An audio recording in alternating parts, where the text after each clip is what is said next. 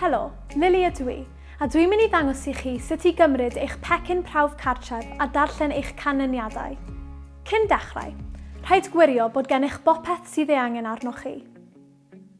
Yn eich pecyn, dylai bod gennych gyfarwyddiadau, un swab, tiw bechdynnu, daliwr tiw bechdynnu, cwdyn hylif, stribed prawf a bag plastig. I baratoi'r prawf, tynnwch y stribed prawf o'r pecyn sydd wedi ei selio a'i osod ar yr arwyneb gwastad sydd wedi ei lanhau. Pan fyddwch wedi ei agor, dechreuwch y prawf o fewn 30 munud. Nesaf, yn ofalus, trowch neu torrwch ben y cwdyn hylif nes ei agor. Agorwch gaead y tiw bechdynnu ac yn ofalus, gwasgwch yr holl hylif o'r cwdyn hylif bechdynnu i mewn i'r tiwb. Dylech osgoi cyffwrdd y cwdyn ar tiwb. Gosodwch y tiwb wedi ei lenwi yn y daliwr tiw bechdynnu sydd y tu mewn i'r blwch, mwyn osgoi gollwng yr hylif. Pan fydd y kit i gyd yn barod, chwathwch eich trwyn yn ysgafn mwyn sicrhau nad oes unrhyw beth yn ymyrryd ar prawf. Yna gwlchwch eich dwylo a sebon a dŵr am 20 eiliad, neu defnyddiwch lanweithydd dwylo. Nawr, dewch i ni fynd at gamau nesaf. Dwi'n mynd i ddangos i chi sut i swabio'ch gwddwf a'ch trwyn. Cam 1. Agorwch y swab, coesyn y swab yn gyntaf.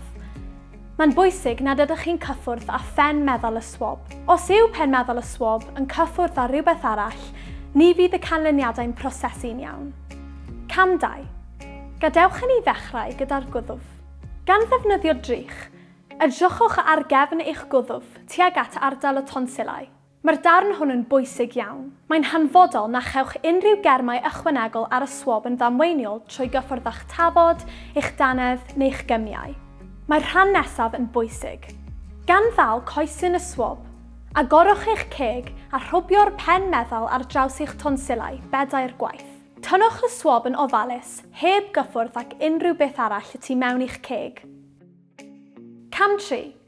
Gan ddefnyddio'r un swab ag yr oeddech chi'n ei ddefnyddio yn eich ceg, nawr mae angen i chi osod swab tu mewn i'ch trwyn.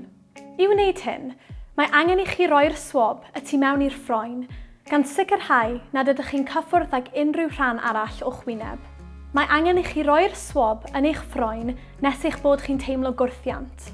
Rholiwch y swab yn gadarn o amgylch y tu mewn i'r ffroen, gan droi 10 cylch cyflawn. Yna tynnwch y swab yn ofalus. Daliwch eich gafael ar y swab a pheidiwch â gadael iddo gyffwrdd ag unrhyw beth arall. Nawr mae'n bryd prosesu'r sampl swab. Codwch y tiw bechdynnu a gosod blaen meddal y swab yn y tiw bechdynnu, fel ei fod yn yr hylif. Gwasgwch y pen yn erbyn ymyl y tiwb gyda grym wrth ei gylchdroi o amgylch y tiw bechdynnu am 15 eiliad. Mae gwneud hyn yn sicrhau bod eich sampl yn cael ei drosglwyddo i'r hylif. Nawr mae'n bryd tynnu'r swab o'r tiwb. Gwnewch yn siŵr eich bod yn tynnu'r holl hylif o ben meddal y swab trwy binsio'r tiwb yn erbyn y swab wrth i chi ei dynnu, fel hyn. Pwyswch y caead yn ysgafn ar y tiwb mwyn osgoi unrhyw ollyngiadau. Gallwch chi roi'r swab yn y bag plastig a ddarperir. Gwasgwch y tiwb bechdynnu yn ofalus mwyn gosod 2 ddiferyn o'r hylif ar ddarn y stribed prawf sydd wedi ei farcio ag S. Gelwir hyn yn specimen. Sicrhewch eich bod yn gollwng hylif ac nid swigod aer. Ar ôl gwneud hynny, gallwch chi roi'r tiw bechdynnu yn y bag plastig gyda'r swab. Mae'n bryd aros am eich canlyniadau. Gosodwch amserydd am 30 munud. Mae'n bwysig iawn aros y 30 munud llawn cyn i chi ddarllen eich canlyniad, oherwydd gallant ymrywio cyn hyn. Peidiwch â gadael iddo ddatblygu mwy na 30 munud serch hynny, neu bydd y canlyniadau'n ddi-rym.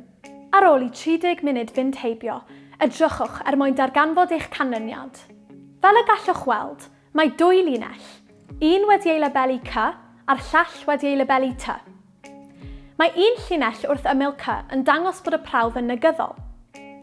Os oes 2 linell, un wrth ymyl C ac un wrth ymyl T, hyd yn oed os ydyn nhw'n llinellau gwan, mae hyn yn golygu bod y prawf yn bositif. Os nad oes llinellau yn dangos, neu un llinell wrth ymyl T, mae eich prawf yn anilus. Dyna ni'r prawf wedi ei wneud. Y camau pwysig nesaf. Os yw'ch prawf yn negyddol, mae angen i chi ei gofnodi ar-lein. Os yw'n bositif, bydd angen i chi roi gwybod i'ch ysgol neu goleg a hefyd ei gofnodi ar-lein. Diolch am chwarae eich rhan i gadw Cymru yn ddiogel.